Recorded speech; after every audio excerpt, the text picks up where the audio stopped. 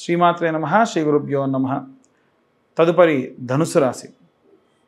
2025 సంవత్సరం జూన్ నెలలో ధనుసు రాశి వారికి మంచి ఫలితాలు గోచరిస్తూ ఉన్నాయి. వీరు ఎప్పుడు కూడా ఏంటంటే ఏం చేసినటువంటి పనిని, అనుకున్న పనిని, సంకల్పించినటువంటి పనిని పూర్తి చేసే దిశగానే పయనిస్తూ ఉంటారు. కాబట్టి వీరు యొక్క పనిలో ఆటంకం కలిగించే వాళ్ళు ఎప్పుడూ ఉంటూనే ఉంటారు. ఎప్పుడైనా మనం ఎవరికైనా ప్రిఫరెన్స్ ఇచ్చామనుకోండి, ఆ ప్రిఫరెన్స్ ఇచ్చినటువంటి వ్యక్తి వల్ల మనం ఇబ్బంది పడతాం. కాబట్టి వీరు ఎవరితో పడితే వారితో తొందరగా మింగిల్ అవ్వరు. వీరి బాధ ఏంటంటే మనం ఎవరితోన్నా కలిస్తే మళ్ళీ రేపటి నాడు ఇతనికి ఏదన్నా ఇబ్బంది వచ్చినా, బాధ వచ్చినా మనం వారితో ఉండాలి.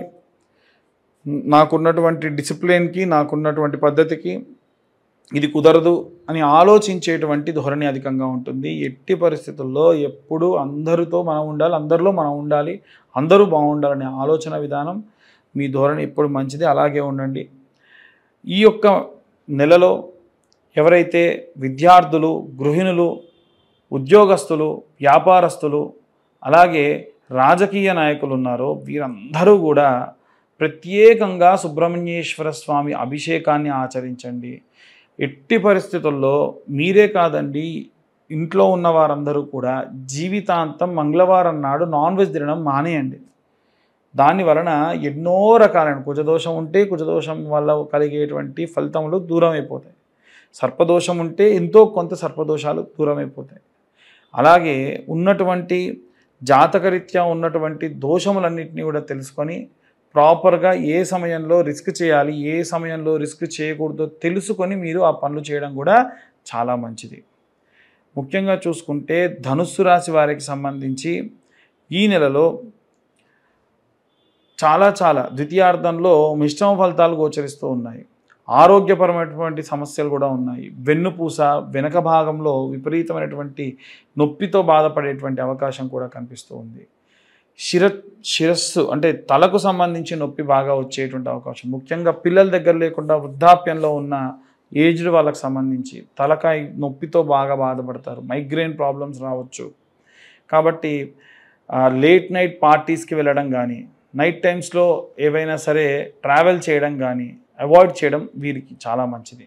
అలాగే వీరు దీపారాధన చేయవలసి వస్తే ఎలాంటి దీపారాధన చేయాలి అంటే ఆవు నెయ్యితోని ఆముదం కలిపి దీపారాధన చేయడం మంచిది. వీలైతే ఇత్తడి పాత్రలో దీపారాధన చేయడం మంచిది. అలాగే చదవాల్సినటువంటి మంత్రం ఏమిటి అంటే దేవనాంచ ఋషీనాంచ గురుంకాంచన సన్నిభం బుద్ధిమంతం త్రిలోకేశం తం నమామి బృహస్పతిం. అంటే బృహస్పతికి సంబంధించినటువంటి మంత్రం చాలా మంచిది. బృహస్పతి గ్రహం వీరికి ఎప్పుడు కూడా శక్తినిస్తారు. చాలామంది ఏమనుకుంటారంటే బృహస్పతి గ్రహానికి సంబంధించి అదేంటండి ఇతను గురుగ్రహానికి సంబంధించి చెప్తారు, మరి ఇబ్బందులు ఎందుకు వస్తాయనంటే బంగారం ముద్దగా ఉన్నటువంటిది ఆర్నమెంట్ అవ్వాలి అంటే కాలాలి, దాన్ని మోల్డ్ చేయాలి. అలా చేసేటువంటి వాడే గురువు. ఆ గురుగ్రహమే బృహస్పతి. కాబట్టి మిమ్మల్ని ఇబ్బంది పెట్టినా, మిమ్మల్ని ఏదైనా సరే బాగా ఇరుకాటంలో పెట్టినా అవన్నీ కూడా మీరు ఒక మంచి ఆర్నమెంట్గా మారడానికి బృహస్పతి గ్రహం చేసేటువంటి పని అని ఆలోచించండి. అందుకే ఆయన మంత్రంలో కూడా ఉంటుంది, సదాచార్యాయ సత్య సంభాషణాయ గురపూజిత సురపూజితాయ బాలారిష్టాన్ జాతకారిష్టాన్ నాశయ సుఖమారోగ్యమైశ్వర్యం ధాపయ.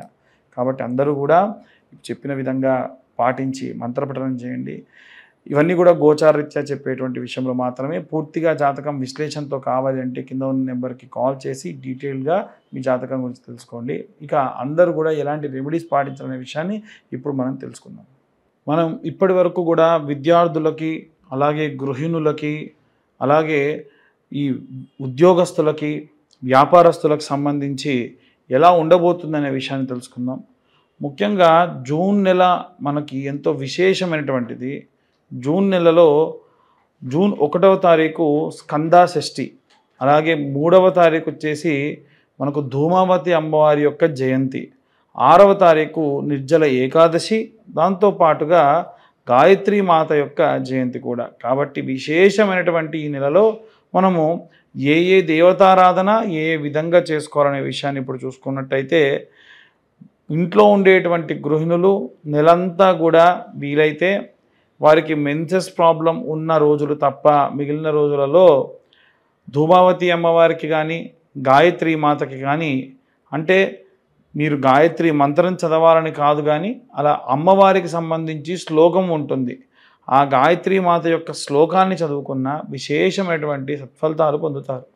అలాగే ఈ రాశిలో ఉన్నటువంటి వారనే కాకుండా ద్వాదశ రాశుల వారు కూడా ఇంట్లో ఒకరికి ఇబ్బంది ఉంటే మిగిలిన వారికి కూడా ఇబ్బందే.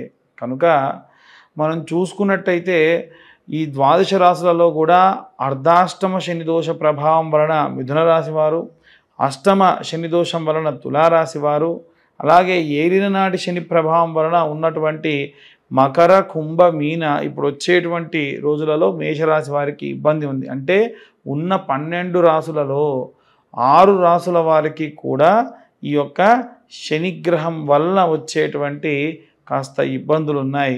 కనుక వచ్చేటువంటి ప్రతి ఒక్క శనికి సంబంధించిన రోజుని కూడా పురస్కరించుకొని విశేషమైనటువంటి పూజా జాగ్రత్తలు చేసుకోవడం మంచిది.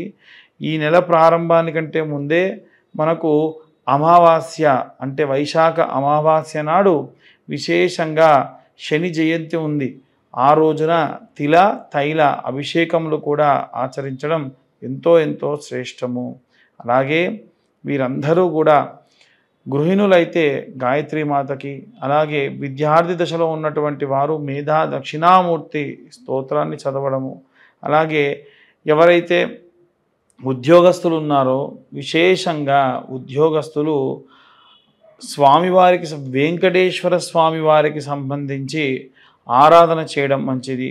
వ్యాపారస్తులందరూ కూడా మహాలక్ష్మి, మహాకాళి, మహాసరస్వతి అమ్మవార్లను ఈ నెలంతా కూడా అర్చించడం, పూజించడం విశేష సత్ఫలితాలు పొందుతారు.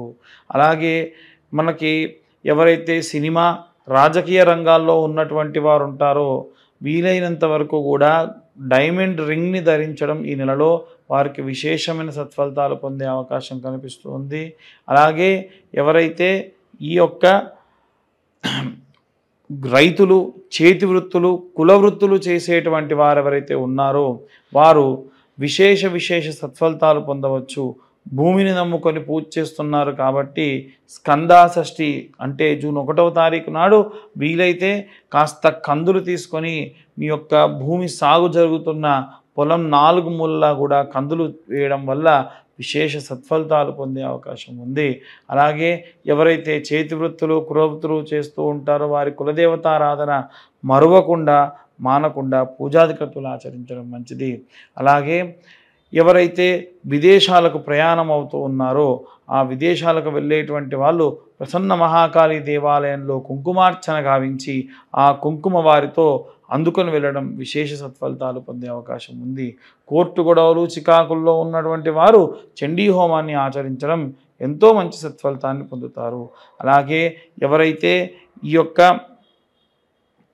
వేరే రాష్ట్రానికి లేదా వేరే ప్రాంతానికి వెళ్ళిపోయి అక్కడ స్థిర నివాసం ఏర్పరచుకోవాలి అనుకుంటూ ఉన్నారో వారు కూడా ఆరోగ్యానికి సంబంధించి అశ్రద్ధ చేయకుండా ప్రయాణాలు కావించడం మంచిది. పిల్లలు దగ్గర లేకుండా వృద్ధాప్యంలో ఉన్నటువంటి వారు కూడా వీలైనంత వరకు నిత్యము కాలభైరవాష్టకాన్ని చదవడం మంచి సత్ఫలితాలు పొందేటువంటి అవకాశం ఉంది. ఇవన్నీ కూడా గోచార రీత్యా చెప్పేటువంటి విషయములు మాత్రమే.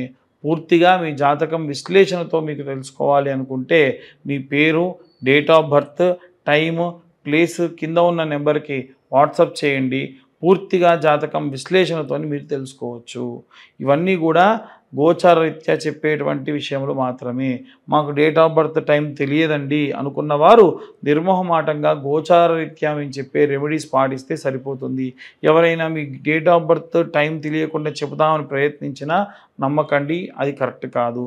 అలాగే చాలామంది గత వీడియోలో మేము చెప్పిన విధంగా ఈ యొక్క కరుంగలి మాలలు స్వామివారి యొక్క అభిషేకంలో అలాగే చండీ హోమంలో ఉంచి ఇవ్వడం జరుగుతుంది. ప్రతి సోమవారం రుద్రాభిషేకంలో ఉంచి కరుంగలి మాలలు ఇవ్వడం జరుగుతుంది. ఆసక్తి కలవారు కింద ఉన్న నెంబర్కు కాల్ చేయొచ్చు. 1116 మాత్రమే ఛార్జ్ చేయడం జరుగుతుంది. కొరియర్ ఛార్జెస్ ఎక్స్ట్రా 100 రూపీస్ ఉంటాయి. సర్వే జన సుఖినో భవంతు. స్వస్తి.